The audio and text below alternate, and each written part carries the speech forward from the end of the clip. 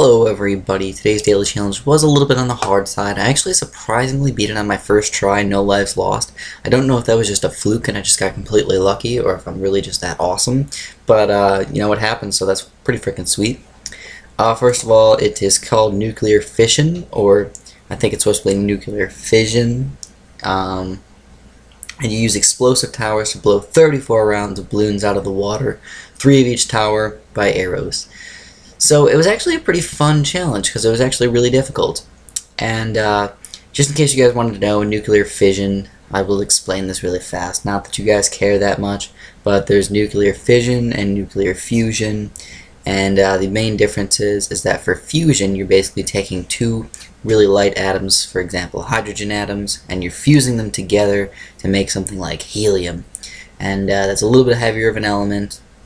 And it's not twice as heavy though, and if you guys have ever heard E equals MC squared, basically all that extra matter basically just gets turned straight into energy, and we have lots and lots of energy that gets released if you fuse something, and a little bit less energy if you fission something or separate them. So let's go over the strategy really fast. What did I start off with? I started off with one Moab Mauler, one 4.2 cannon, and one Dartling gun. I don't know why I couldn't think of that name. One Dartling gun. And the main thing that I want to mention before I even start talking about all the crazy strategies and all the crazy techniques that I use is make sure you guys use crazy good Dartling gun micro. It's very, very important. If you don't have good Dartling gun micro, just give up now and don't even try, because you're gonna get to level like 83 or 84, and then you're just gonna have to give up, or you're just gonna start losing. So the first thing I did was actually start getting some more 4.2 cannons and a couple more Dartling guns. I got a couple Dartling guns to help pop the Moabs, and then I got a 4.2 cannon.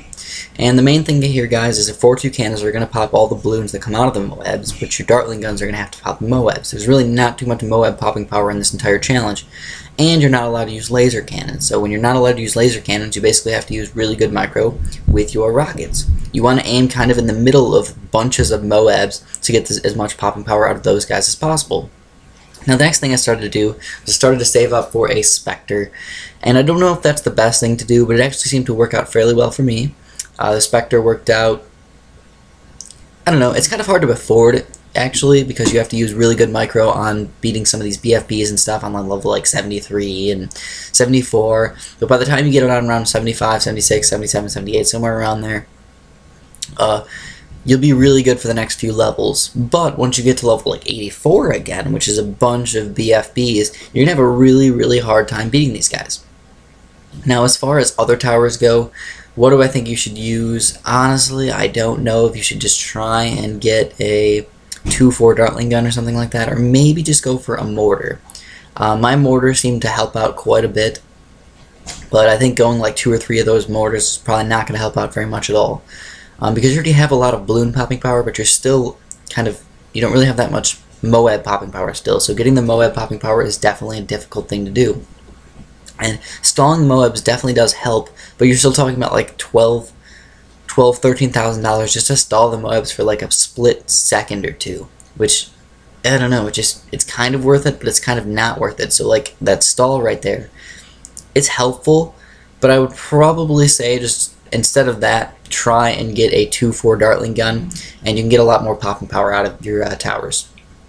Now that being said, you might actually have to get your 2.4 mortar first, because I don't know if you can survive like 80 through 84 without getting that.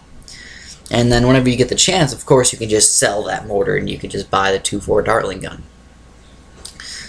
Oh yeah, today guys, I have a snow day. Oh my god, yeah, I was super duper excited. I'm super surprised. I actually just walked outside and I was like, oh, there's not many cars in the parking lot. I wonder if we have a snow day. I walked inside and I checked, and of course, yeah, we did have a snow day.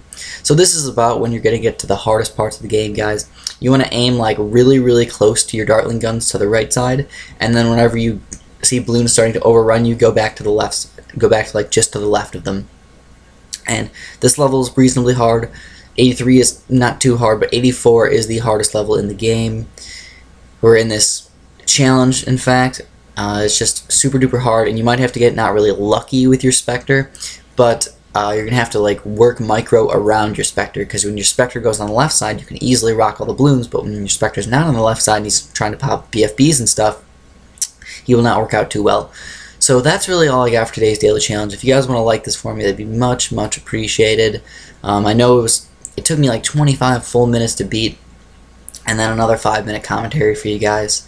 So as always, thank you for watching, and have a really, really nice day.